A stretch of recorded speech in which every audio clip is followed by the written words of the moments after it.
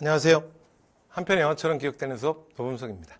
자, 이제 오늘 저희가 지난 시간에 이제 제도사를 했고요. 자, 그다음에 이제 본격적인 사림의 대도와 분당정치의 이야기로 들어가도록 하겠습니다. 그러니까 저희가 이제 조선사 넘어와서 제가 전체적인 좀 그림을 보여드렸던 개관사 했던 거 빼고 설명을 하면 이렇게 되는 거죠. 처음에는 초기구황이 업적을 했잖아요. 그래서 태종, 세종, 세조, 성종. 그쵸? 그리고 성종이 나오는 순간, 제도가 좀 정리되는 거야. 그쵸? 그래서, 그 다음에, 이제 무슨 얘기로 갔냐면, 제도사를 중앙, 지방, 군사제도, 관리대응제도를 했고요. 자, 그리고 얘기가 다시 돌아오면 되죠. 성종 다음. 그럼 이제 무슨 얘기야? 16세기, 이제 본격적으로 진행될 선비들이 피를 흘리는 16세기 내내 선비들이 피를 흘린다 그랬죠. 사화를 시작해서 외란으로 끝난다. 그래서 그 사화 얘기로 들어갈 거예요. 그런데 그 사화 얘기는 결국 훈구와 사림을 좀 얘기하고 가야 되거든요. 자, 훈구와 사림으로 들어가 보도록 하겠습니다. 자, 훈구 사림은 보통 이제 뭐라고 부르냐면 훈구는 15세기 관악파를 계승한 게 훈구고요. 그 다음에 사림은 사악파를 이어간 게 사림이에요. 됐죠? 그런데 여기서 이제 한마디만 말씀드리면, 그러니까 원래 조선의 지배계급을 우리가 뭐라고 부르냐면, 조선의 지배계급을 사대부라고 불러요. 사대부. 됐죠? 근데 이게 송나라 때 지배계층인데, 이 사대부란 말 자체가 원래 합성어입니다. 그래서, 여기에 있는 사는 이게 무슨 뜻이냐면, 말 그대로 선비. 그러니까 학자라는 뜻이고요. 그 다음에 이쪽에 있는 대부는 공무원이라는 뜻이에요. 정부 관료. 됐죠? 그래서 이 사대부는 원래 합성어인데, 그럼 이제 뜻을 여러분 합하면 뭐가 되는 거야? 합하면. 이게, 그러니까 학자적 관료층이죠. 그러니까 성리학적 소양을 갖춘 공무원들이에요. 그러니까 이전의 지배계층이랑은 좀 다르죠. 그러니까 조선의 사대부는, 그러니까 우리가 조선을 학자의 나라라고 말하는 건, 일단 기본적으로, 그러니까 조선의 관료들은 일단은 학자들이에요. 됐죠? 네, 그래서 기본적으로 유교적 소양을 갖춘 관료층입니다. 되죠? 자, 그런데 여기 이제 사대부라는 뜻인데요. 근데 실제로 이 조선의 사대부들이, 그러니까 요 단어의 뜻처럼 이렇게 크게 두 가지 성격으로 좀 나눠볼 수 있어요. 그러니까 사대부들 중에, 물론 사대부들은 이걸 다 갖고 있지만 관료적 성격이 더 강한 사람들이 있거든요. 요 사람들을 우리가 뭐라고 부르냐면 훈구라고 부르고요. 그 다음에 학자적 성격이 더 강한 사람들이 있어요. 이 사람들을 뭐라 그러냐면 사림이라고 할 거예요. 됐죠? 자, 이렇게 해놓고 나면 사림과 훈구가 조금 더 이해가 잘 돼요. 되죠? 자, 그래서 이 훈구는 원래 시작은, 그러니까 훈구란 말은 좋은 말이 아니에요. 그래서 그냥 편하게 들으세요. 훈구의 대표는 없어요. 사림의 대표는 우리가 조금 있다가 가장 대표적인 사림의 대표 두 명을 얘기해요. 한 명이 영남 사림의 대표 김종직, 그 다음 기호 사림의 대표 조광조. 이렇게 해서 가장 대표적인 사림 우리가 두 명을 할 건데, 그 중에서 우리 시험에서는 조광조가 정말 시험에 잘 나와요. 됐죠? 그래서 기호, 그러니까 경기와 충청 그쪽 사림의 대표입니다. 되죠? 자, 그런데 보통 이제 이렇게 사림의 대표는 우리가 얘기하는데 훈구의 대표는 없어요. 왜 그러냐면 이게 조금 부정적인 말이에요. 이게 훈이 무슨 뜻이냐면, 훈이 이게 공신이거든요. 그러니까 우리가 국가에 큰 공을 세워서 내가 국가로부터 훈장을 받는다 이런 말 하잖아요. 그래서 원래는 이게 세조 때 폭발적으로 등장하는 거야. 그러니까 공신은 언제 등장하냐면 왕 될 사람이 아니라 왕이 되지 않을 사람이 왕이 오르잖아? 그러면 그거 역할하는 사람들이 많은 거야. 그래서 엄청나게 공신 책봉되는 거죠. 그래서 대표적인 인물이 누가 있냐면 계유정난도 여기 나와 있지만 세조가 있고, 그 다음에 16세기에는 또 누가 있냐면 중종반정 이후에 중종 때 공신들이 대빵 있는 거야. 그리고 나중에 요거를 조금 확대해서 뭐라 그러냐면 결국 건국공신도 넣어야 되지 않냐, 또 그렇게도 얘기하죠. 그래서 이게 살짝은 공신으로 책봉되면서 너무 많은 기득권을 가졌던 좀 부정적 의미로 쓰이는 거고, 살인은 그런 의미는 아니에요. 그러니까 여기에 주인공은 훈과 살인이라고 말할 때는 살인이 주인공인 거야. 자, 그런데 이들은 서로 뿌리부터가 좀 달라요.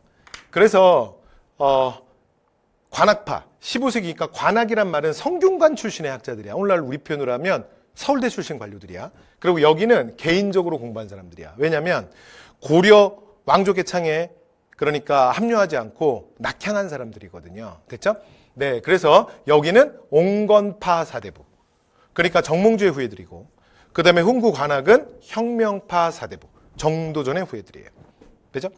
자, 그런데 이게 둘이 성격이 좀 다른 게, 훈구들은 그러니까 중앙집권에 미친 사람들이야. 이 사람들이 관료들이라 업무의 효율성 이런 거 되게 중요하게 생각하거든. 그러니까 컨트롤 타워가 위에 딱 하나만 있고 한 곳에서 명령이 떨어지면 조직 전체가 일사불란하게 움직이는 거. 됐죠? 이런 거 대빵 좋아해.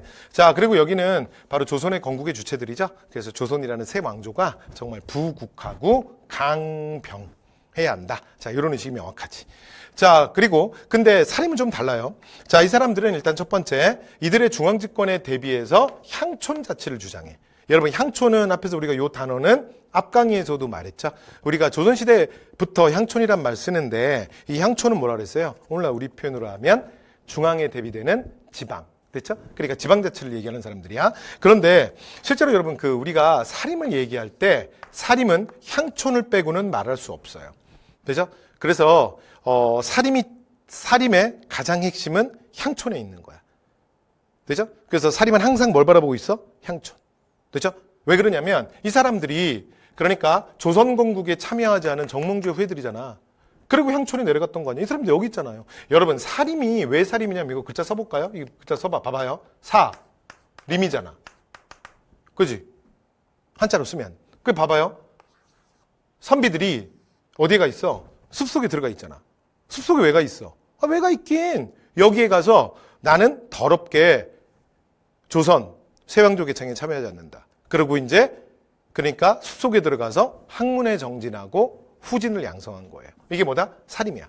그러니까 살림들은 지금 중앙을 버리고 공직 그러니까 이런 거 다 버리고 자기 동네에 내려왔잖아. 그런데 중앙의 용구들이 지금 여기까지 통제하겠다는 거잖아. 그러니까 이들은 여기 반발하는 거지. 여기 놔둬라, 우리 동네는. 너희들은 중앙은 다 해먹었잖아. 그죠? 여기 반발하는 거예요. 자, 그리고 왕도 정치.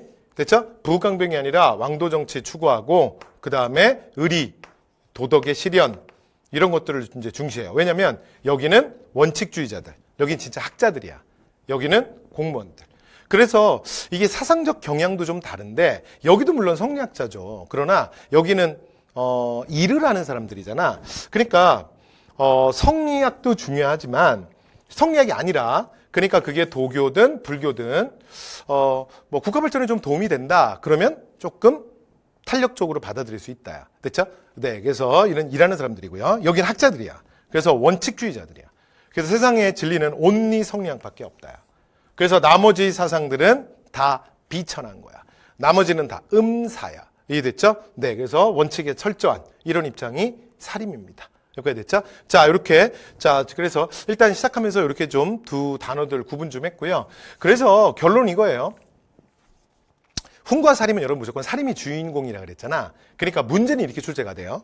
그러니까 훈과 살림을 기본적으로 대비해서 구별할 수 있냐? 그쵸? 안 어렵죠? 자, 그런데 그거 뭐 시험에 내기가 좀 그러니까 보통은 뭘 많이 내냐면 이 훈구와 살림이 성종 이후에 그러니까 기득권 세력 훈구를 견제하기 위해서 중앙에 발탁되잖아. 그러니까 기본적으로 살림은 중앙에 올라올 때부터 훈구랑은 사이가 좋을 수가 없는 거야. 근원적으로 그렇잖아. 왜냐하면 이 사람들의 용도가 그거니까 훈구를 견제하는 거니까 그게 사이가 좋겠어요? 자, 그런 과정 속에서 살림이 훈구와의 갈등 속에서 크게 피해를 입어. 이걸 우리가 뭐라 그러냐면 사화라 그래요. 됐죠? 그러니까 사화의 주인공은 결국 죽임을 당한 주로 살림들이 주인공들이겠죠. 그쵸? 이게 첫 번째고요. 그 다음에 두 번째가 뭐냐면 이렇게 사화 때 피해를 봤다. 요걸 하나 물어보는 거고 두 번째는 뭐냐면 그러니까 살림의 성격을 그러니까 살림의 성격을 그냥 이렇게 훈구랑 대비시켜서도 물어보지만 근데 그거를 가장 잘 보여주는 대표적인 인물을 물어봐요. 근데 그 중에 영남살림의 대표가 김종직, 기후살림의 대표가 조광조인데 근데 실제로 김종직은 실제로 뭐 성종이 뭐 어떤 많은 뭐 이렇게 높은 관직을 줘가지고 뭔가 어떤 자기가 정책 시행하고 뭐 이런 게 별로 없어. 그러니까 물어볼 게 별로 없죠. 근데 그거에 비해서 자, 중종 때 조광조는 그러니까 중종이 조광조에게 힘을 많이 실어줘요. 그래서 조광조가 여러 가지 뭐 개혁안들도 추진하고 여러 가지 그러니까 개혁안을 제시도 물론 받아들여지지 않더라도 뭐 제시도 되게 많이 하거든요. 그러니까 여기가 낼 게 많아요. 됐죠? 그래서 여기에 주목해서 보시면 될 것 같습니다. 자, 이렇게 해서 기본적인 설명 다 끝났고요. 자, 각각의 사건으로 들어가도록 하겠습니다. 자, 이제 우리는 어디로 갈 거냐면 16세기로 갈 거야. 됐죠? 15세기 끝나고 16세기. 자, 그래서 성종의 큰아들 연산군입니다. 그러니까 연산군은 우리가 이제 성종까지 했잖아요. 16세기. 그럼 이제 이게 어떻게 진행될 거냐면 연산군, 중종. 제가 크게 개관사 했던 거 기억나죠? 연산군, 중종, 명종, 그리고 외란, 선조. 되죠? 그래서 이제 요 다음은 대외관계. 요 단원 끝나고 나면 그 다음 단원에서는 대외관계, 외란으로 갈 거예요. 되죠? 이렇게 얘기들이 진행이 될 거야. 자, 그럼 이제 연산군 편입니다. 자, 연산군에서 혼자사화 2번 일어난다 그랬죠? 한 번이 무호사화, 한 번이 갑자사화야. 됐죠? 자, 갑니다. 자, 무호사화는요, 첫 번째. 자, 김종직이 쓴, 조의제문이라는 글이 문제가 돼요.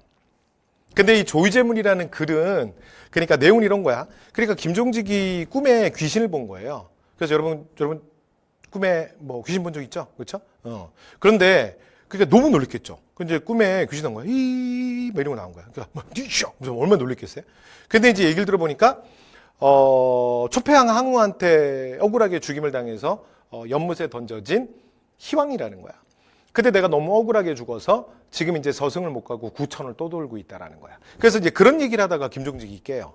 근데 이제 보니까 이 사람 너무 불쌍하잖아. 그러니까 야, 그 얼마나 억울하게 죽임을 당했으면 수천 년. 근데 사실은 좀 말이 안 되는 게 여러분 이게 너무 구천에 오래 있다, 그지? 왜냐면 한나라가 한고조 유방이 그러니까 항우를 무찌르고 한나라를 만든 게 그 BC 200년쯤 되거든요. BC 220년 뭐 한 요쯤 돼요. 그러니까 지금이 이제 16세기니까 그게 BC 3세기잖아. 그러니까 대략 지금 구천을 한 1800년 정도는 떠돌고 있는 거야. 그러면서 멀리 한반도까지 온 거야.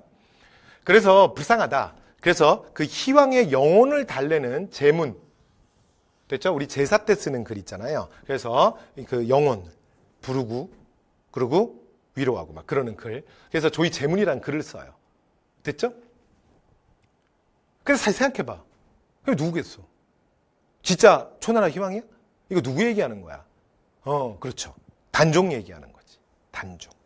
그래서 자신의 삼촌에게 억울하게 왕위를 빼앗기고 그러니까 강원도 영월에서 비참한 죽음을 맞은 그 단종의 영혼을 달래는 글이에요. 그렇죠? 그러니까 이 글은 사실은 단종을 왕으로 인정하니까 누구에 대한 부정이 돼요? 세조에 대한 부정이 되지. 그러니까 이거는 현 국왕이 사실은 세조의 증손자 아니야, 연산군이. 성종이 손자고. 그러니까 이거는 왕권에서는 굉장히 위협적인 얘기죠. 자, 어쨌든 간에 그래서 이 조의 제문에서 소위 말해서 이걸 누굴 비판하는 거야? 세조를 비판하는 글이죠. 그런데 김종직의 수제자 중에 한 명의 김일손이라는 사람이 있어요. 근데 이 사람은 손이 문제야, 손이. 그래서 자신의 스승이었던 김종직의 조의제문이라는 글을 이 사람이 사관 중에 하나거든요. 이 조의제문이라는 글을 실록에 넣었던 거야. 근데 당시에 사림과 갈등하던 훈구가 그 조선왕 저희가 이제 문화파트에 가서 왕조실록 편에서 제가 좀 말씀드리겠지만 여러분 조선왕조실록은 그러니까 왕이 죽고 나면 여러 가지 자료들 다 모아서 쓰기 시작해요. 왜냐면 왕이 있을 때 쓰면 웃기잖아. 야, 왕 눈치 본다고 누가 그 역사를 제대로 쓰겠니? 그죠? 근데 문제는 그 다음도 마찬가지야.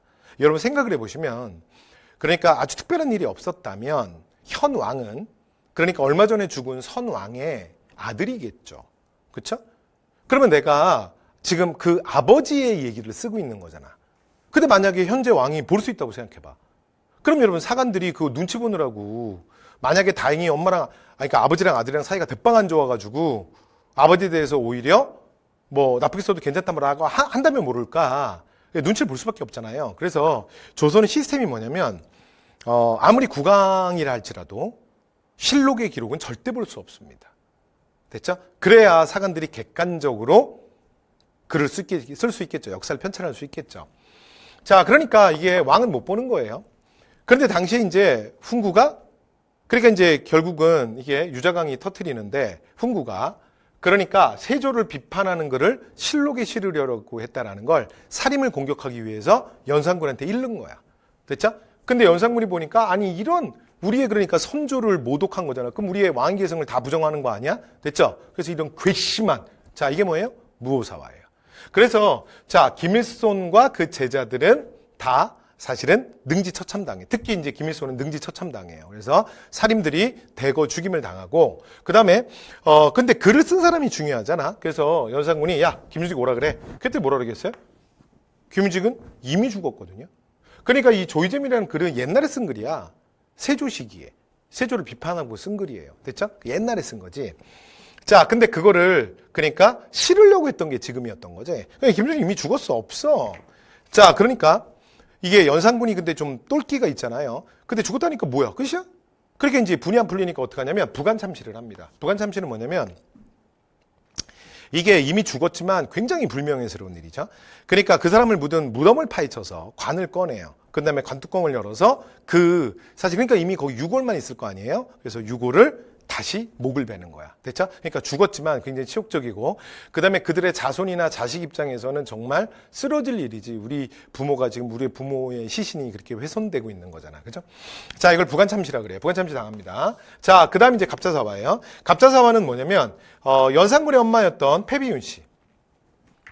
그러니까, 성종의 두 번째 부인이죠. 첫 번째 부인은 한명의 딸, 중전 한씨, 왕후 한씨였고, 그 다음에 이제 그 죽고 나서 두 번째.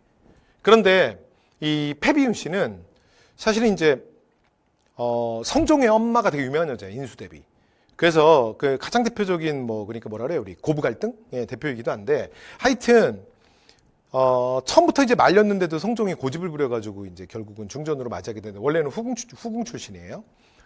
그런데 이제 그 성종의 무서운 엄마 눈에 들 수가 없는 거지. 그래서 이 인수대비가 이게 정말 명확한 사람이에요. 그러니까 우리 아들이 정말 너무 반듯하고, 그 다음에 인물도 좋고, 똑똑하고, 막 이제 이런 거에 대한 생각이 너무 강한 사람이에요.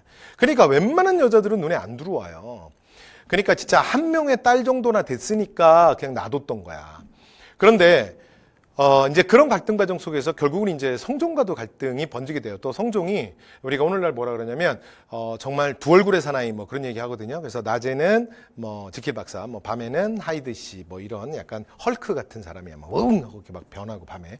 그런데 성종이 또 여자가 많아요. 그래서 바깥에 또 많이 또 왔다 갔다도 하고 그랬다고 해요. 근데 어쨌든 간에 그래서 이제 패비윤 씨랑 갈등을 빚어. 그래서 사실 말다툼 과정에서 성종의 얼굴에 상처를 내는, 그러니까 용안에 진짜 깃을 낸 거죠. 이런 사태가 터지면서 결국은 패출당해요.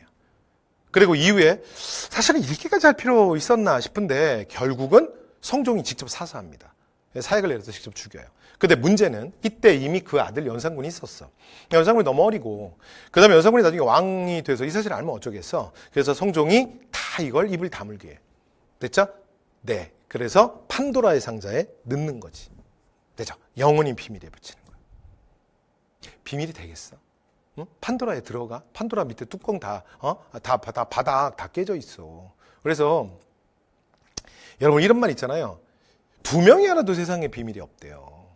그런데 이게 진짜 아는 사람이 얼마나 많아. 그렇잖아요? 근데 그 입을 다 다무는 게 되겠어? 그러니까 나중에 연산군이 왕 되고 나면 다 알아요. 그래서 이제 결국은 어떻게 하냐면, 근데 연산군이 원래 뚜껑 좀 열려있는 사람이잖아? 근데 어머니의 죽음을 듣고 진짜 뚜껑이 날아가. 그래서 여러분 갑자사화는 한마디로 말하면 자신의 어머니의 죽음과 조금이라도 관련된 사람들은 진짜 다 죽입니다. 그리고 이때는 정말 연산군이 광기를 드러내요. 그래서 무오사화 때 죽인 사람의 거의 20배 가까이를 죽여요. 그러니까 거의 학살 수준이야. 여기까지 됐죠? 그리고 실제로 오늘날 영화나 드라마 같은 데서 연산군의 개인적 측면, 그래서 이제 그가 되게 딱하다 이렇게 해서 그렇게 보여주는 영화나 드라마 같은 것도 이렇게 제가 가끔 봤는데, 근데 그런 것들도 봤는데, 실제로 그거는 정말 말 그대로 영화고요. 정말 말 그대로 소설이고, 그 다음에 정사에서는, 그렇게 보진 않아요. 그리고 실제로 연산군은 이미 어머니 죽음 알고 있었어. 그리고 어머니는 사실 하나의 명분이었고, 이 마지막 연산군은 진짜 통제되지 않는 권력이 얼마나 무서운지, 그리고 조선국왕에게 너무 많은 권한을 줬을 때 그 이후의 상황이 어떻게 벌어질 수 있는지를 이후의 사람들에게도 큰 충격과 교훈을 남기게 되는 사건이에요. 자, 그래서 어쨌건 이렇게 정말 연산군이 미쳐 날뛰고, 자, 그러다가 그러니까 이때는 뭐 살인만 죽은 게 아니라 그 자신의 어머니와 조금이라도 관련했던 훈구까지 다 죽어요. 그러니까 소위 말하는 이 연산군의 친위 세력들, 그러니까 연산군의 완전히 측근 세력들을 빼고는, 그러니까 정말 그러니까 임사홍을 비롯한 몇몇 사람들을 빼고는 진짜 피해 숙청이 이루어지게 됩니다. 자, 그러다가 못 살겠다 그러고서는 들고 일어나는 게 중종반정이에요. 그래서 연산군은 이 중종반정으로 폐위당하게 됩니다. 됐죠? 자, 마지막 암기 한 번만 할게요. 자, 무오사환 이렇게 되는 거야. 자, 누구를? 우리의 선조인 세조를 감히 비판하고 부정해. 그래서 이런 괘씸한 무오라. 그래서 무오사화예요. 됐죠? 자, 그 다음에 두 번째 갑자사화는, 자, 우리 엄마의 원수를 갚자. 원수를 갚자. 그래서 갑자사화예요. 네. 재미없네요. 자, 그 다음 갑니다. 자, 그 다음에 이제 중종반정 말씀드렸죠? 자, 그리고 이제 기묘사화인데, 중종반정으로 왕위에 오른 사람이 중종이잖아요. 그런데 이걸 이제 뭐 중종반정의 3대장이라고 불러요. 모르셔도 돼요. 박원정, 성희안, 유순정, 이렇게 세 할아버지들. 되죠? 그래서 이제 사실은 중종을, 연산군을 몰아내고 중종을 왕위에 올리죠. 그래서 중종은 초기에 여러분이 중종이라고 생각해봐요. 어차피 저 할아버지 고관들에 의해서 나는 세워진 왕이잖아. 그러니까 내가 뭐 할 수 있는 게 뭐가 있어요? 그래서 이들의 전횡이 굉장히 심했어요. 그래서 중종, 그러니까 왕 되지 않은 사람이 왕이 되면서 또 한 번에 뭐가 엄청나게 탄생하는 거야. 훈구. 그죠? 그러니까 소위 말해서 공신들이 또 폭발적으로 탄생하는 거지. 이러면서 뭐 엄청난 경제적 뭐 대가, 뭐 공신이라는 뭐 엄청난 지위, 뭐 높은 관직, 뭐 이런 것들 막 엄청난 혜택들을 받았겠죠. 이러면서 이제 중종 초기에 뭐 중종이 볼 때는 이들의 전횡에 많은 이제 정말 염증을 느낀 거죠. 근데 뭐 어차피 힘이 없어. 그런데 여기가 다 할아버지들이라 좀 있으면 다 이제 차례로 죽어요. 됐죠? 뭐 중종이 죽인 건 아니고 나이가 들어서 죽는 거야. 자, 그리고 나면 이제 중종이 새로운 개혁을 모색해. 이러면서 아주 젊은 학자를 하나 발탁하거든요. 그가 바로 조광조입니다. 됐죠? 자, 그래서 조광조에게 힘을 많이 실어줘요. 그러면서 이제 조광조가 실제로 자신의 어떤 이상을 펼치기 위해서 여러 가지 정책들을 추진합니다. 이제 그러다가 화를 당하는 사건이 기묘사인데, 기묘사 전에 여러분 그 밑으로 한번 내려와 보시면, 자, 조광조의 정책이 있거든요. 그거부터 먼저 좀 정리를 할게요. 자, 조광조 갑니다. 자, 조광조는 그러니까 이제 이게 조광조 시험에 잘 나오는 이유가 뭐냐면 너무나 진짜 딱 살림. 그러니까 원리 원칙주의자. 그래서 진짜 딱 학자. 그러니까 그런 캐릭터를 너무 잘 보여주는 사람이야. 그래서 뭐라 그런다? 기호살림의 대표, 살림의 대표라고 얘기해요. 자, 그래서 소격서. 이게 도교에, 그러니까 초제 지내는 곳이거든요. 국가 공식 제사로도 인정받았는데, 자, 초제 지내는 도교의 부서 또는 뭐 불교와 관련된 뭐 승과라든가 이런 거 다 없애버려요. 그리고 뭘 해야 된다? 그러니까 원래 살림이 그 실제로 중앙에 올라와서 뭐 홍윤관이나, 그러니까 홍문관이나 언론 3세 배치에서 보통 경연만이 주관했거든요. 그래서 경연. 그 다음에 소학. 소학은 뭐냐면 수신의 도예요. 수신. 됐죠? 윤리. 자, 그 다음, 그러니까 이런 정말 완전히 유학 정치, 유교 정치, 이런 딱 원칙주의자. 그 다음에 또 하나 대표적인 게 뭐냐면 그 향촌사회. 그러니까 살림이 여러분 항상 관심이 어디 있다고요? 향촌. 향촌이 망가지면 안 돼. 그런데 향촌사회에 살림들이 만들었던 가장 대표적인 그들의 기구. 기억나십니까? 라이온스 클럽? 그쵸. 그거 뭐라 그랬어요? 지방의회. 얘가 유양소라 그랬죠. 그런데 실제로 선조 이후에, 그리고 이제 그 세종 때 경제소가 만들어진 이후에, 유양소가 중앙의 통제를 좀 많이 받으면서 원래 유양소의 기능을 많이 못해요. 그래서 원래 이제 조광조는 살림의 성격을 가장 잘 보여주는데 유일하게 일반 살림들이 얘기하는 거와 다른 게 딱 하나 있거든요. 그게 뭐냐면, 유양소의 대체제로서 향약을 얘기해요. 이 최초입니다. 최초. 됐죠? 그래서 중국에서 여시향약을 가지고 들어와. 그래서 이 향약은 뭐라고 이해하시면 되냐면 유양소가 아까 라이언스 클럽이라고 그랬잖아요. 그 지역 사람들이 모인 뭐 로터리 클럽 뭐 이런 거라 그랬잖아. 그럼 향약은 뭐냐면 뉴 라이언스 클럽이야. 그래서 중국에서 여시향약이라는 걸 처음으로 도입을 합니다. 자, 그리고 향토사회를 가장 괴롭히는 게 당시에 박나베 폐단이었거든요. 곡물. 됐죠? 이게 가장 말도 많고 탈도 많다 그랬죠? 그러니까 이게 농민들에게 너무 이제 농민들이 힘들게 하니까 그냥 기준이 명확하게 쌀로 걷자. 그래서 수미법을 이것도 최초로 얘기합니다. 됐죠? 자, 그래서 이거 두 개 향토사회 안정을 위해서. 됐죠? 근데 그래서 하나는 세금 문제, 그 다음에 또 하나는 자신들이 그 지방의회, 좀 제대로 된 지방의회를 만들자. 자, 요걸 이제 얘기했고요. 자, 그 다음, 사림 등용을 위해서 현령관 얘기해요. 현령관 뭐냐면, 과거 응시를 하는데, 이게 원래 중국 한나라 제도거든요. 한나라. 이 중국 한나라 제도인데, 예, 과거를 하되, 과거만으로, 그러니까, 여러분, 오늘날 우리가 이런 걸 보잖아요. 여러분, 수능 점수 좋은 친구들이, 그래서 제 말 오해하지 마시고, 그래서 뭐 의대를 가거나 서울대를 가거나 뭐 이런 친구들이, 소위 말하는 스카이를 가는 친구들이, 꼭 이 나라의 좋은 뭐 과학자, 그 다음에 뭐 기업인, 정치인이 되는 건 아니잖아요. 그렇죠? 네. 그래서 사실은 이 점수만으로 그러니까 정말 좋은 관료인지를 알 수 있냐.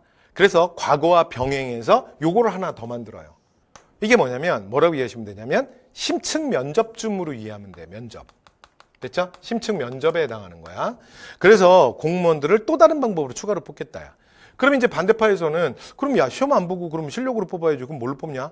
그러면 아니 뭐 면접? 심층 면접? 야 그럼 이거 누가 볼 건데? 후보들이 그럴 거 아니야. 그죠? 그 다음에 그럼 기준은 뭔데? 근데 거기에 대한 조광조의 답이 뭐였냐면 이게 답이었어요. 내가 하겠다고.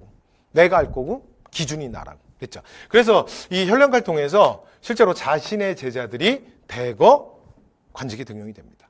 됐죠. 그러니까 이 현령가 실시는 뭘 보여주냐면 당시 조광조가 얼마나 많은 힘을 가지고 있었는지를 보여줘요. 그러니까 실제로 중종이 얼마나 많은 힘을 실어줬는지. 되죠? 자, 그 다음에 또, 여러 가지 좀 개혁을 해야 되는데 보니까, 야, 이게 공신이 너무 많아. 그래서 얘네들이 엄청난 지위와 관직과 경제적 대가를 엄청 받았어. 그래서 국가 경제가 더 힘들어. 근데 조광조 이렇게 이걸 조사하면서 무슨 생각을 했냐면, 공신이 너무 많다야. 그래서 실제로 반정이라는 게 여러분 성공했으니까 반정이라 그러지. 사실 뭐 이거 뭐 원래 시작할 땐 영모였던 거잖아. 이 영모는 너무 많은 사람들이 광범위하게 참여하기 좀 어렵거든, 구조적으로. 생각을 해보시면 그러지 않아요? 왜냐면 가장 중요한 게 기밀 유지잖아. 근데 뭐 엄청나게 많은 사람이 광범위하게 참여해? 어떻게? 그러니까 이상한 거야, 조광조가 보니까. 봤더니 중종 반정에 공신을 책봉할 때 어떻게 한 거야? 지들끼리 나눠 먹게 한 거야. 그러니까 실제로 그 공신 책봉에 관련된 핵심적인 공신들이 공신 책봉하잖아요. 그때 자기 새끼들 다 챙긴 거야. 그래서 우리 조카, 뭐 내 동생, 우리 아들, 뭐 우리 손주, 뭐 해가지고 거기다 공신에다 이름 다 넣어주고 엄청난 혜택을 받게. 어차피 이거 나라 돈이잖아. 내 돈도 아닌데. 그렇죠? 자, 그래서 보니까 이 공이 가짜로 만들어진 것들이 엄청 많아.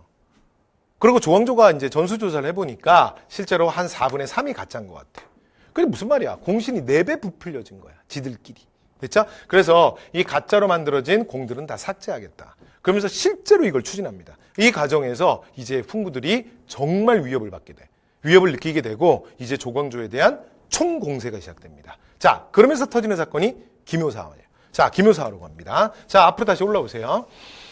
자, 그래서 이제 조광조의 급진적 개혁. 자, 이게 실제로 이 젊은 학자 조광조에게 사실은 부메랑처럼 날아오는데, 자, 이게 바로 기묘사. 여러분 그 TV 사극이나 드라마에서 많이 보셨죠? 이건 이제 우리가 뭐라 그러냐면 주초위양 사건이라 그러잖아. 주초위양. 그죠?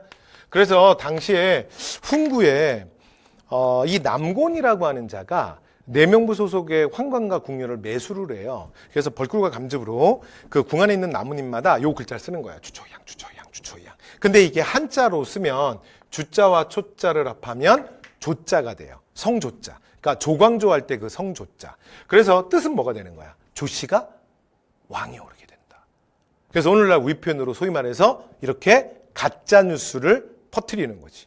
그리고 나서 조광조에 대한 공격이 시작되는 거야. 그런데 이미 사실은 중종도 사실 이게 중종인데 진짜 몰랐을까? 이 중종도 조광조에게 자기가 너무나 많은 힘을 실어주고 그 다음에 조광조가 점점 통제하기 어려워진다라는 부담을 느끼고 있을 때야. 그 다음에 또 하나 중종 입장에서 새롭게 이제 이전 세력들을 좀 정리정돈으로 하고 나머지를 좀 왕권에 좀 순응을 시키고 이런 이제 총대 메고 역할을 좀 할 사람이 필요했는데 사실은 그 역할은 어느 정도 된 것 같아. 근데 오히려 이제 조광조가 힘을 너무 많이 갖게 된 거야. 그래서 중종 입장에서도 조광조의 이제 필요가 끝난 거죠. 그래서 들어보셨죠?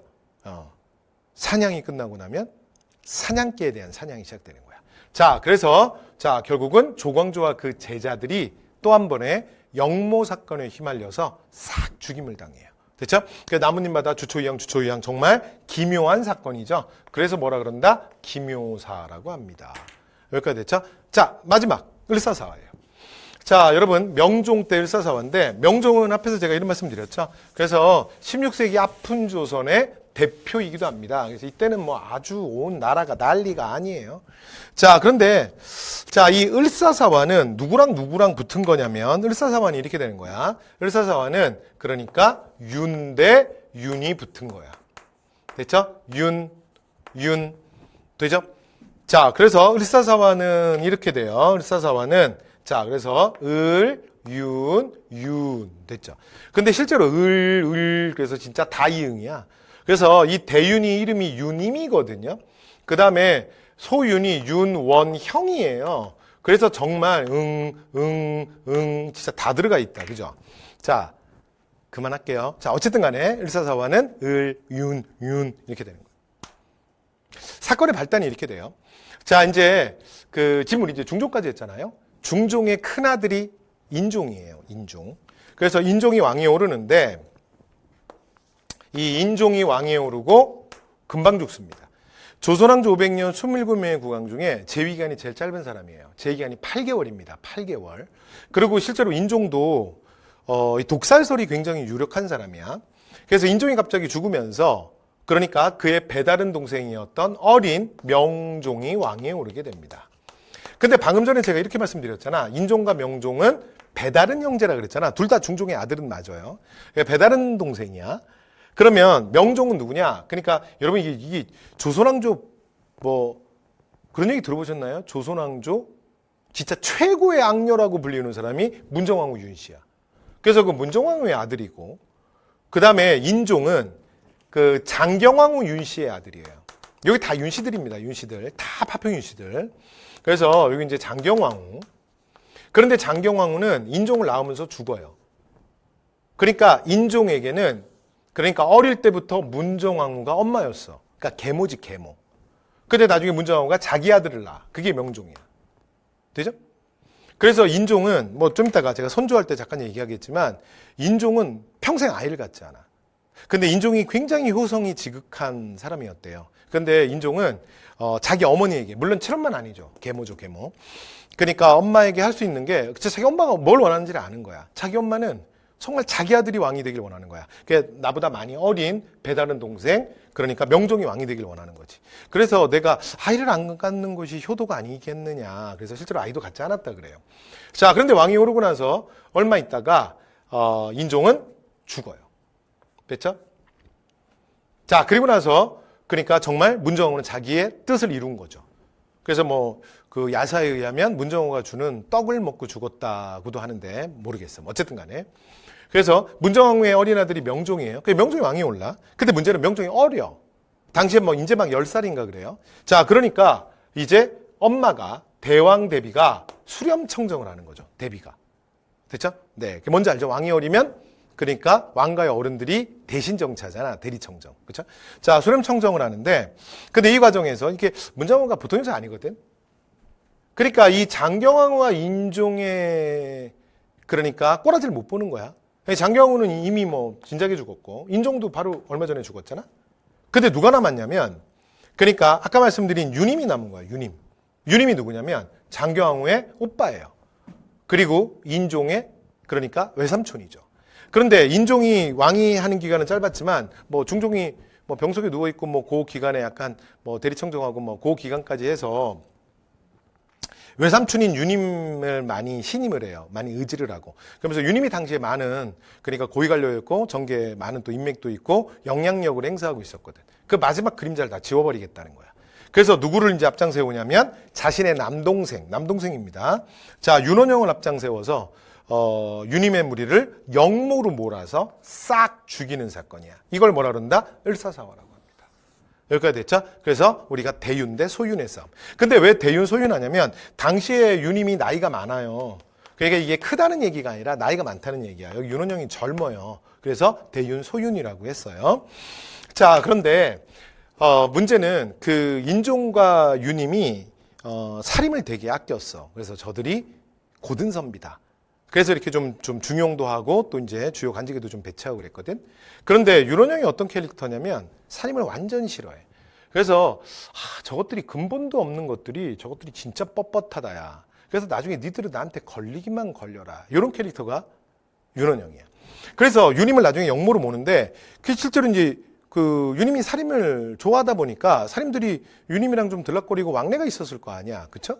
그래서 영모로 엮을 때 거기까지 다 엮어버리는 거야. 자, 그래서 요 과정에서 살림들도 대거 죽임을 당하게 됩니다. 자, 이게 마지막 사화, 을사사화예요. 되셨죠?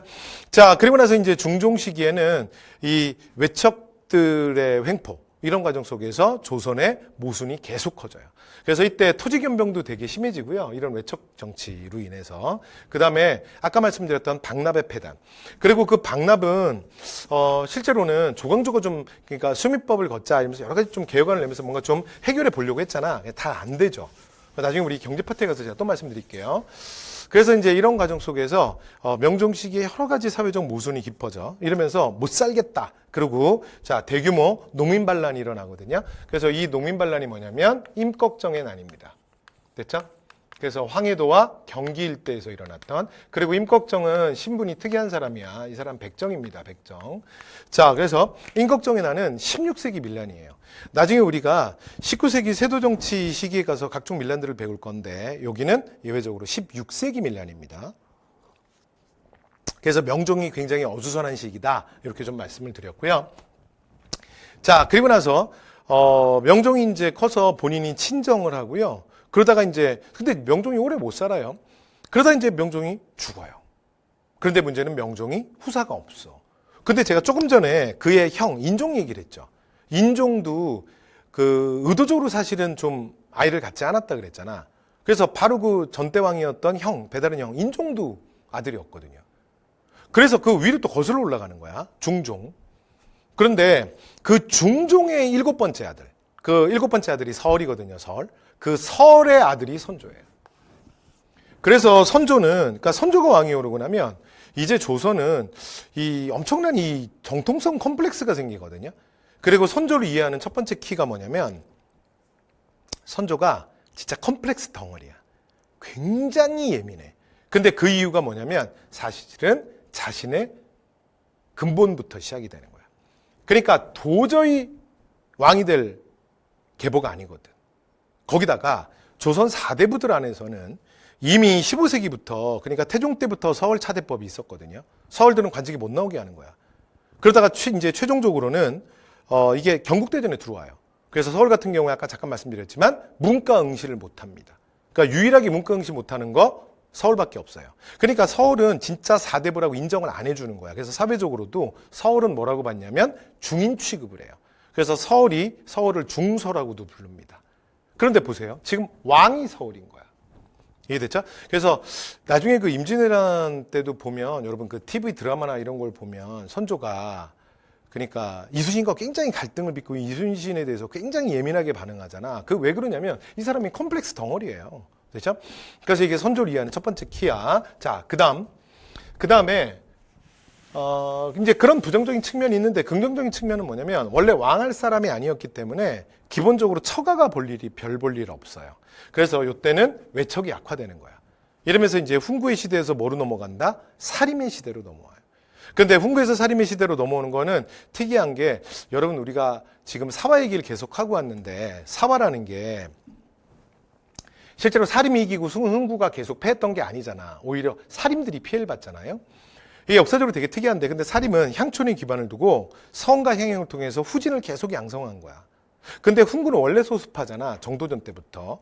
그래서 중앙 관리를 차지하는 이제 공신들, 이제 그런 그룹들이었는데 점점 그게 희미해지는 거지. 그러니까 왜냐하면 자기들의 결속도 뭐 이렇게 막 강한 그룹들도 아니고, 됐죠? 자, 그래서 관직을 통해서 이제 현실적인 권력을 통해서 뭐 이제 그런 것들을 공신으로 책봉되면서 가졌던 것들이니까, 그래서 결국은 어떻게 되냐면 사림천하가 돼요. 그래서 이제 사림이 중앙, 지방 다 장악하게 되는 거죠. 자, 선조 때 그래서 이제 본격적인 사림의 정치가 시작되는데, 사림이 집권하자마자 분당됩니다. 됐죠? 나누어져. 됐지? 자, 이렇게 사림의 분당. 자, 이걸 이제 우리가 뭐라 그러냐면 오늘날 정당 정치, 붕당 정치라고 하는 거예요. 근데 나눠지는 이유는 두 가지인데, 첫 번째는 기성 정치의 잔재를 둘러싸고 기성사림과 신진사림이 서로 입장이 달라요. 됐죠? 자, 그다음에 또 하나, 이조전랑이 누가 될 것이냐, 이거랑 바로 이어지는 얘기거든요. 왜냐하면 이조전랑이 척신정치의 잔재 청산에 결정적인 역할을 해. 그러니까 이조전랑이 뭐냐면 이조의 실무자예요. 그래서 이 사람들이 하급관원인데 언론 3사로 들어가는 3사에 대한 관리에 대한 추천권을 갖고 있어. 그런데 그러니까 이전 정치에 여러 가지 비리가 있다. 그러면 이제 이걸 조사할 때 실제로 3사가 조사를 하고 3사가 공론화시키거든. 오늘날 우리 편으로 해서 이게 주요 언론사들의 정치부 기자들이라 그랬잖아요. 그러니까 전랑이 누가 되냐에 따라서 3사가 어떻게 결정되느냐, 그리고 3사가 수사 방향을 어떻게 잡느냐, 이게 직접적인 영향을 주는 거야. 그러니까 당시에 새로운 국왕, 그러니까 왕의 혈통에 있어서는 문제가 생겼지만 새로운 사회적 기풍이 만들어지는 시대였기 때문에 이게 좀 중요했던 문제예요. 그렇죠? 그런데 그 와중에서 심의겸과 김효원이 한판 붙거든요. 그래서 여기 이름을 좀 기억해 주시죠. 왜 그러냐면 나중에 사료가 나올 때는 이렇게 두 이름이 나올 거예요. 그렇죠? 노트에 좀 찍어두시고, 그 다음에 이게 분당이 되는데, 여러분 여기서 죄송한 거 하나 말씀드리면, 여러분 교재에 오타가 있어요. 그래서 내가 되게 오타 열심히 봤는데, 근데 지금 우리 교재 별로 오타 없지 않았어? 근데 이제 결정적 오타가 있다. 여러분 115페이지 보시면 이거 좀 바꿔 써주셔야 돼요.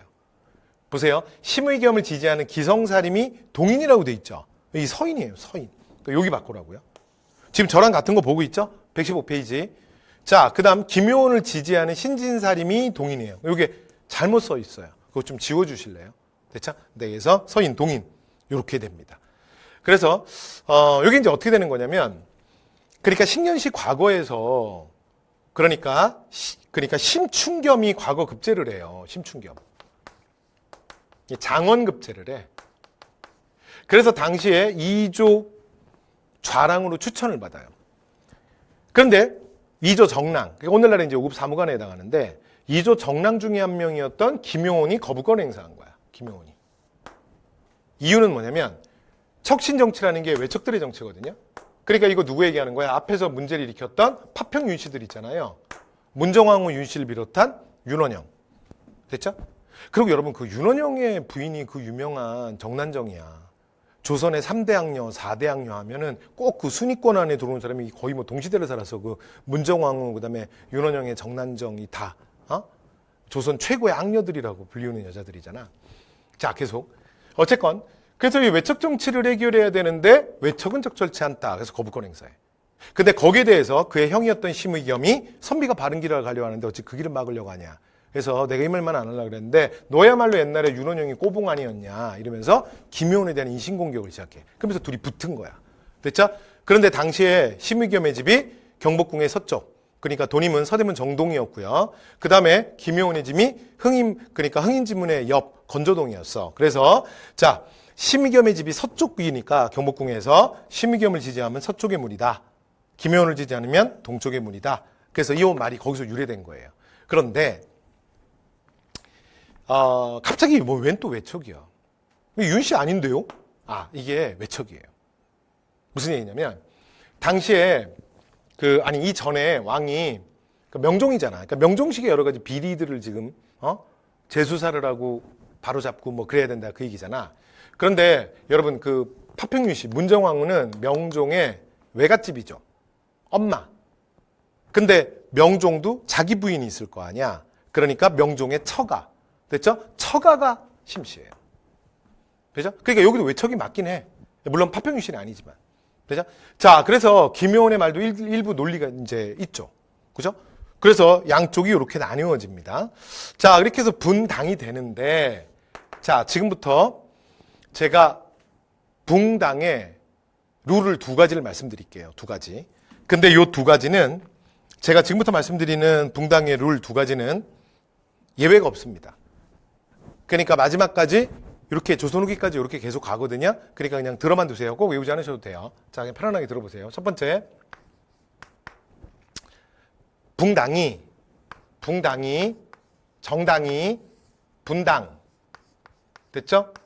그러니까 둘로 나누어질 때는 반드시 집권했을 때만 나누어집니다. 됐죠? 이게 예외가 없어요. 그러니까 오늘날은 뭐 야당으로 밀려서도 자기들끼리 싸워가지고 정당이 둘로 쪼개지고 그러잖아. 아니야. 조선시대는 집권했을 때만.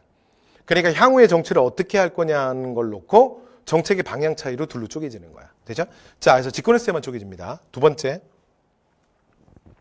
이렇게 해서 분당이 되죠. 두 개로 쪼개졌죠. 그러면 무조건 하나가 강경파고요. 그 다음에 또 하나가 온건파입니다. 그래서 이렇게 항상 붕당이 둘로 쪼개지면 강경과 온건으로 나눠져요. 자, 그러면 지금 서인 대 동인이 누가 강경파고 누가 온건파냐 해볼게요. 여러분 여기가 기성사림이라 그랬죠?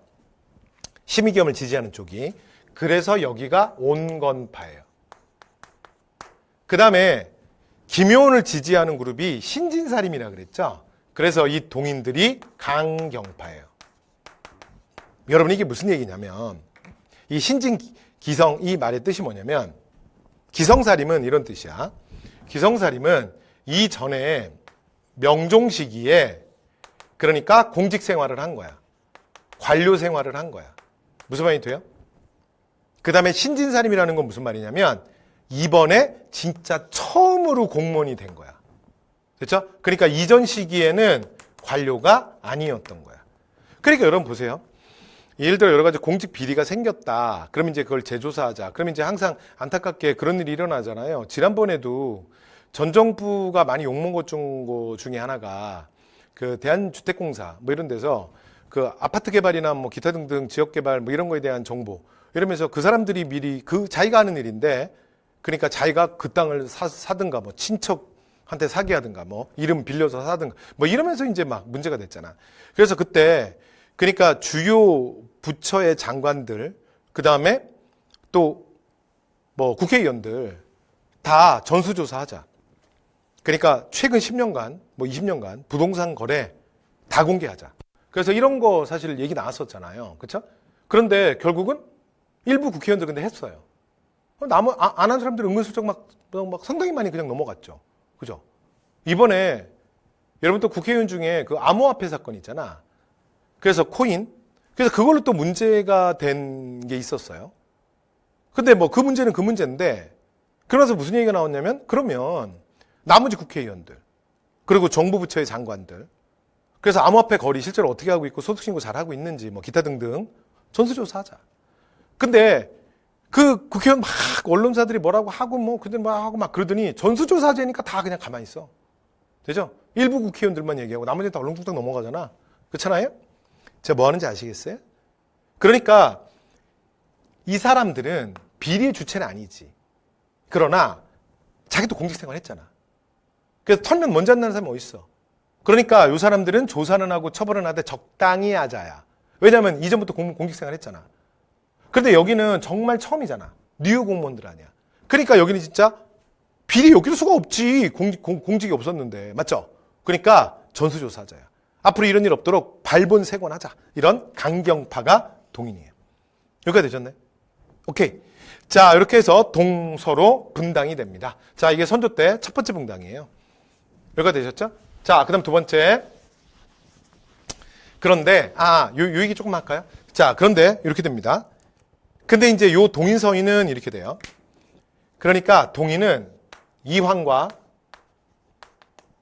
조식과 서경덕의 제자들이 주로 동인을 구성하게 돼요. 그래서 여러분 붕당이라는 건 정치적 색채와 학풍 같은 스승의 같은 제자들이라 그랬잖아. 여러분 이황과 조식이라는 건 아니야. 이황 조식 다 죽었어. 제자들 됐죠? 자, 그 다음에 서인은 그에 비해서 서인은 누구냐면 이와 성혼의 문인들이에요. 되죠? 네, 이렇게 서인을 구성합니다. 되셨죠? 자, 이 상태에서 동인이 집권해요. 자, 동인 집권 상황에서 무슨 일이 터지냐면 정렬입 모반 사건이 터집니다. 정렬입 모반 사건. 근데 정렬입 모반 사건이라는 게 그러니까 이제 동인이 집권하고 있던 동인이 다시 남인과 북인으로 나눠지는데 그게 왜 그러냐면 두 가지 더블정, 정렬입 모반 사건과 정철의 건조위 문제 때문이에요. 자, 무슨 얘기냐? 첫 번째 정렬입 모반 사건은 이 정렬입이라는 사람이 그러니까 원래는 율곡 2의 제자야. 원래는 율곡 2의 제자인데 정계 입문하고 그쪽이랑 좀 스파크 워낙 또 사상이 자유분방하고 그래서 이 사람이 어디로 가냐면 이제 동인으로 가요. 동인. 이 사람이 동인으로 가는데 원래는 율곡의 제자거든. 그러니까 오늘날도 보면 이제 이런 사람들 있잖아요. 정당에 이렇게 옮겨 다니는 사람들 있지. 정치인 중에 있어. 그리고 또 저쪽 가서 창당하고 나면 맨날 뭐 또 합당하고 그다음에 또 뭐 무슨 선거에 나오면 항상 후보 단일화 해갖고 또 뭐 하고 뭐 있어 정치인들 있잖아요. 우리가 이제 철새 정치인이라 그러잖아. 철새, 그죠? 그래서 맨날 뭐 철수 안 한다 그러고 맨날 철수하고 막 이런 사람들 있잖아요. 어쨌든 간에. 근데 이제 정일입이 그런 사람이야. 그래도 안 그래도 이제 이게 미운 털이 박히고 그래서 이제 막 공격을 당하니까 이 사람이 자기를 보호하기 위해서 내가 왜 율곡을 떠났는지 그러니까 자신의 스승 율곡 2를 막 대놓고 비판해요. 근데 당시에 군사빌체의 나라였던 조선에서는 이게 굉장히 터부시 되는 일이야. 그래서 결국은 이걸 선조도 알게 되고 잘려요. 그리고 전주로 낙향해. 그런데 워낙 이제 이게 액티브하게 살던 사람이다 보니까 내려와서도 심심한 거야. 그래서 이제 무슨 개조직을 하나 만들어. 근데 이게 대동계야. 근데 대동계라는 조직을 만들어서 자기들끼리 처음에는 그냥 좀 친목만 다지다가 나중에는 자기들끼리 막 군사훈련까지 해요. 좀 이상하죠? 무기는 누가 산 거예요? 그러다가 전라도 쪽에 왜구가 침범하고 그걸 알고 있었던 지방간이 정렬입에게 대동계 좀 출병을 해달라, 우리를 도와달라고 요청을 하고 그 다음에 정렬입은 우리가 이제 그동안 군사훈련도 하고 그랬는데 때가 왔다. 그래서 우리 같이 나가서 싸웁시다. 그래서 이제 대동계를 데리고 이제 광군과 함께 왜구를 격퇴해. 그리고 이제 상황이 정리가 됐잖아요. 그리고 나면 이제 지방간이 중앙에 그 보고서를 써야 될 거 아니야? 근데 그 과정에서 정렬입의 대동계라는 존재가 중앙에 드러나게 돼요. 근데 중앙에는 정렬입 싫어하는 사람 많거든.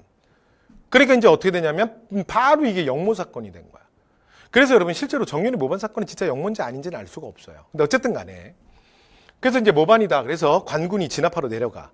근데 이 사실을 듣고 정렬입과 그의 큰아들은 죽도로 피신을 해. 그리고 죽도에서 둘이 그냥 목을 매버려요. 그래서 그냥 이 사건은 진짜로 모반이 일어나려고 했는지 안 했는지도 알 수가 없어. 왜냐면 그냥 주동자가 자살하면서 끝나버린 거야. 그래서 당시 이제 동인들이 이제 이걸 조사하는데 마땅히 조사할 게 없는 거야. 그리고 이 정렬입의 좀 부적절한 행동과 정렬입의 위험한 사상 뭐 이런 것들이 다 맞물려 있는 사건이라 뭐 조사할 것도 없고. 그래서 이제 이 사건을 이제 정리를 하는데 당시에 국왕이 누구야? 선조잖아요. 선조가 굉장히 예민한 사람이거든. 그러니까 이제 동인들 하는 걸 보니까 야, 니네들이 조사에 의지가 없다. 의지가 없어. 그래서 내가 타협을 모르는 전설의 수사관을 하나 알고 있어. 그래서 너희들은 이 사건에서 빠지세요. 내가 수사관을 하나 임명해서 정권을 주겠다. 그리고 발탁한 게 서인의 정철이에요. 그래서 여러분들 국어 시간에 배웠던 삼인곡, 송미인곡, 그 다음에 관동별곡. 그러니까 16세기 아름다운 한글 가사문학의 대가 그 정철. 됐죠? 그래서 정말 타협을 모르는 열혈수사관이에요. 그래서 정철이 이제 수사권을 갖고 이 사건을 조사하기 시작하는데 정철이 너무 무리하게 수사해. 실제로 이거 사건 조사할 것도 별로 없는 사건이거든요. 근데 이 사건에 동인들을 엄청 조사하면서 죽여요. 그래서 이걸 뭐라 그러냐면 기초국사라고 해요. 이게 조사할 것도 없는 사건을 이걸 3년을 국문을 해요. 됐죠? 그러니까 오늘날로 말하면 뭐 이제 검찰에서 계속 부르다 계속 수사하는 거야. 뭐 얘도 부르고 쟤도 부르고 쟤도 부르고 뭐 별건 수사라 그러죠. 막 이렇게. 그것도 3년을. 그러니까 형틀에 1000명을 앉혀요. 그러니까 이 엄청난 사람이야. 그래서 오늘날도 그렇게 얘기해요. 정말 미스테리한 인물이다. 여러분 수사관 조선시대 아무나 못해요. 왜냐하면 그러니까 오늘날 검찰 수사하는 거랑은 또 달라. 조선에 국무장이 들어가잖아요. 그럼 무조건 원하는 대답을 하게 돼 있어요. 왜냐하면 인간의 육체로는 견딜 수 없는 고문을 당하거든. 됐죠? 그래서 이게 수사를 한다는 건 막 뼈가 터지고 살이 찢어지고 그걸 눈앞에서 계속 봐야 돼. 막 피 튀기고. 아무렇지도 않아야 돼. 됐죠? 그걸 3년 했다고, 3년. 그리고 그래서 그런 말도 있어요. 그 스트레스를 밤에 집에 가서 아름다운 한글 가사, 문학으로 풀었다. 뭐 그런 얘기도 있어요. 자, 그러다가 이 사건이 이제 한 3년 만에 일단락이 되거든요. 자, 그리고 나면 이제 서인 정철이 선조가 광해를 별로 안 좋아했어요. 그래서 세자책봉해야 되는데 다 분위기는 열어놓은 광해였거든. 그러니까 선조가 자기가 서울이라는 컴플렉스가 있잖아. 근데 참 이게 운명의 장난이죠. 선조의 부인이 의인왕후 박씨인데 의인왕후 박씨도 아이를 못 낳는 여자야. 왜 부부가 없는데 여자 탓을 하느냐? 그게 아니고 선조가 후궁이 많거든요. 후궁 사이에는 자식이 다 있어요. 정말 딱 왕후. 그 사이만 없는 거야. 그러면 후궁 소생의 아들이 왕이 되면 여러분 이거 어떻게 돼? 이거 또 서울이잖아. 안 그래도 자기가 정실 소생이 아닌데. 그렇잖아요? 그런데 당시에 그 서울 출신의 그 후궁의 왕자들 중에는 광해가 어릴 때부터 제일 똑똑했거든요. 그래서 광해가 여론의 지지를 받고 있었어. 그런데 선조가 광해를 싫어해. 그래서 세책봉 안 하는 거예요. 여러분 나중에 광해가 어떻게 세책봉이 되냐면 임진왜란이 터졌기 때문이야. 그때 선조가 제일 먼저 도망가잖아. 그러면서 자기 아들 광해를 세자로 책봉하고 세자는 전쟁터로 내보내요. 왜냐면 내 아들은 어차피 나잖아. 그렇죠? 그러니까 세자는 전쟁터에 보내고 자기는 튀고. 되죠? 어쨌건 그래서 서인의 영수 정철이 이제 선조가 계속 세책봉 하나 미루니까 그걸 계속 건의해요. 그때 선조가 나중에 짜증이 나갖고 그러니까 내가 세책봉 문제를 먼저 꺼내기 전에 그러니까 세책봉 이걸 다른 말로 건저희라고도 하거든요. 그러니까 세책봉을 건의하는 거야. 그래서 이 건조희 문제를 꺼내면 가만히 있지 않겠다. 근데 정철이 어떤 사람이냐면 입을 다물라고 다무는 사람이 아니거든. 그래서 정철이 가서 막 하오나 저하나 그리고 막 들이받은 거야. 그래서 선조가 뚜껑이 열린 거지. 그래서 정철이 날아간 거예요. 그런데 정철이 삭탈관직되고 귀양을 갈 때 이제 서인 정철에 대한 처벌 문제를 놓고 동인이 다시 둘로 나눠져요. 하나는 뭐다? 온건파 남인. 또 하나는 뭐다? 강경파 북인. 그래서 북인의 얘기는 뭐냐면 정철을 반드시 죽여야 돼. 그리고 저 무리한 조사도 다시 한번 조사해 봐야 된다. 왜냐하면 이렇게까지 수사할 일도 아니었고 이렇게까지 많은 사람들을 괴롭히고 많이 죽일 일도 아니었다. 너무 과도하고 무리한 수사였다. 그렇죠? 그래서 반드시 죽여야 된다는 강경파가 북인이 되고요. 그만하자. 지난 3년간 너무나 많은 사람이 피를 흘리지 않았냐. 그만하자라는 온건파가 남인이 됩니다. 그렇죠? 자, 이렇게 해서 북인 대 남인으로 나눠지고요. 그 다음에 남인 집권한 상황에서 말씀드렸다시피 외란이 터져요. 그리고 이제 외란 때 가장 공이 많았던 북인이 외란 이후에 집권해. 그 상황에서 선조가 죽고 광해가 왕에 오르는 거야. 그렇죠? 요거는 광해군 편에 뒤에 가서 또 얘기할게요. 여기서는 좀 간단하게만 봅시다. 뒤에 있어요.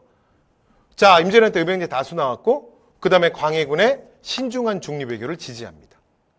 그러나 인조반정으로 광해군과 북인은 다 몰락해요. 그리고 서인들이 북인 정말 싫어했거든요.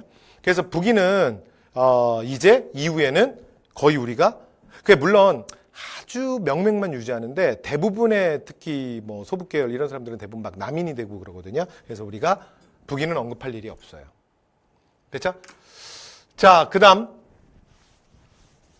인조반정은 자 이제 광해군의 중립외교와 폐모살제가 이유가 돼요. 그러니까 어린 동생 영창대군과 그 다음에 어머니였던 임묵대비를 유폐시켰다. 뭐 이런 명분이에요. 자, 그래서 광해군을 쫓아내고 인조를 옹립하고 그 다음에 이후에 서인이 주도하면서 남인과 공존하는 붕당 정치가 이루어지게 돼요. 됐죠? 자, 그래서 이제 정리하면 밑에 뭐 표로 정리해놨는데 선조 때는 뭐라고요? 이조전략으로 둘로 나눠진다. 이 이름 기억하셔야 돼요. 동인은 뭐라고요? 김효원을 지지하는 무리. 서인은 누구라고요? 심의겸을 지지하는. 됐죠? 그 다음에 더블정. 정렬이 모반 사건과 정철 때문에 북인 대 남인. 그리고 나중에 숙종 때 노론 대 소론으로 서인이 다시 경신왕 때 나눠지는데 요건 숙종편에 가서 하면 돼요. 됐죠? 자, 이렇게 해서 이제 붕당부터 시작해서 사화, 살인까지 중요한 얘기. 요게 이제 사실 좀 긴 얘기인데 자, 이제 다 했네요. 자, 마지막 문제. 가사건에 대한 거야. 키워드 나왔네요. 김종직. 됐죠? 자, 그리고 밑으로 이제 뭐 어쩌고저쩌고 나왔는데 명성이가 많고 그 다음에 연산군 때 유자강 이육동이 주도한 가가 일어났대. 그러니까 김종직 이미 죽었지만 자, 결국 관뚜껑이 열리면서 무덤이 파헤쳐지고 부관 참시당했다. 되죠? 자, 그럼 가사건은 뭐예요? 그렇지. 김종직이 조의제물이라는 글로 세조를 비판했던 무어라. 됐죠? 그래서 뭐라고요? 모사화. 자, 모사화를 찾으면 되죠. 갑니다. 계유정난. 여러분 계유정난은 세조가 수양대군일 때 김종직 그러니까 뭐 이런 이제 재상들을 죽이고, 아니 김종서 같은 재상들을 죽이고 정권을 잡았던, 그죠? 그 다음에 조이제문, 조이제문이 맞잖아요. 김종직의 조이제문. 정답이네. 그 다음에 위훈삭제는 여러분 조광조고요. 윤임, 윤원영 나오면 이건 을사사화고요. 그 다음에 동인이 남인과 북인으로 나눠지는 건 더블정. 기억나죠? 정렬입 모반 사건과 정철 처리 문제. 그죠? 자, 그래서 정답 2번이었습니다. 자, 그래서 여러분 이번 시간에 사실은 이게 이 부분이 좀 어려워요. 그러니까 출제는 좀 덜 되는데 사실은 내용은 많은 파트였습니다. 네, 그래서 여러분 강의 들으시느라 수고하셨습니다.